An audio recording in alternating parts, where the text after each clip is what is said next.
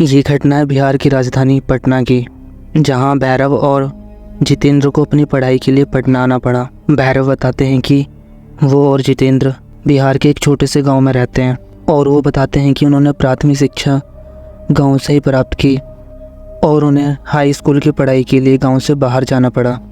और अब जब उन्होंने अपनी हाई स्कूल की शिक्षा पूरी कर ली और अब उन्हें अपने भविष्य के लिए एक अच्छे कॉलेज का चुनाव करना था। बहुत समय सोचने के बाद जितेंद्र और भैरव ने पटना के एक कॉलेज में अपना दाखिला कराने का निर्णय लिया। 2007 ये वो समय था जब भैरव ने और जितेंद्र ने एक साथ पटना के कॉलेज में अपना एडमिशन लिया था और रहने के लिए प्राइवेट हॉस्टल में एक कमरा भी। हालांकि अब जितेंद्र और भैरव शहर में रहने लगे थे, मगर अभी भी एक बात थी जो उन्हें गांव की याद दिलाती थी, और वो चीज़ थी बिजली का अचानक से कट जाना, जिस कारण उन्हें अधिकतर समय छत पर ही सोने जाना पड़ता था।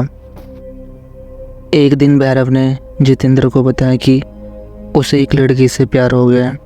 भैरव इस पर चौंकते हुए बोलता है, क्या बात कर रहा है?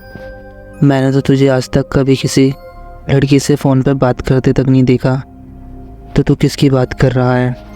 फिर ये सब कैसे हुआ? खैर ये सब छोड़ तू, ये बता कि उसका नाम क्या है? जिस पर जितेंद्र कहता है, यार मुझे उसका नाम तो नहीं पता, मगर वो हमारे हॉस्टल की छत पे जो लाल बिल्डिंग नज़र आती है वो वहीं रहती है। जिसके बाद भैरव कहता है कि तू उससे कब मिला? जिसके बाद जितेंद्र कहता है, अभी तक तो मैं मिला नहीं। जिस पर भैरव कहता है कि जब तू उससे मिला ही नहीं तो तू कैसे कह सकता है कि वो उस लाल बिल्डिंग में ही रहती है? जिसके बाद जितेंद्र कहता है, मैंने उसे उस बिल्डिंग की छत पर हमेशा टहलते हुए देखा है। जैसे हम लोग लाइट जाने पर छत पे चले जाते हैं ना, उसी तरह वो भी रात के समय टहलती रहती है। और कल रात को तो उसने मेरे को इशारा भी किया और मैंने भी, और मुझे पूरा यकीन है कि वो आज भी ज़रूर आएगी। जिसके बाद भैरव सोचने लगा कि छत पर तो मैं भी सोता था, मगर मुझे वो क्यों नहीं दिखाई दी?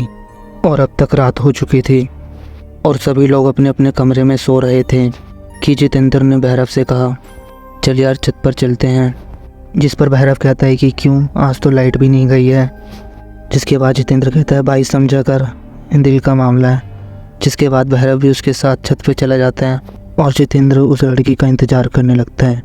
और घंटों इंतज़ार करने के बाद भी जब वो लड़की छत पर नहीं आती है तो जितेंद्र और भैरव दोनों ही छत पर सो जाते हैं।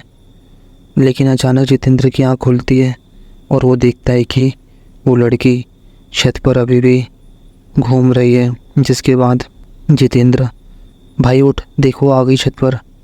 जिसके बाद भैरव उठता है और वो देखता है कि वहाँ पे कोई भी नहीं था और वो बोलता है कि क्या भाई, परेशान करने के लिए तुझे मैं ही मिला हूँ, कोई भी तो नहीं है वहाँ पर।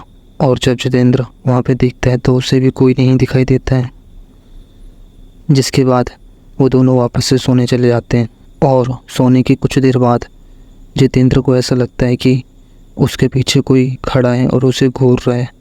और जब वो पीछे मुड़ के देखता है तो वो लड़की उसके पीछे खड़ी मिलती है।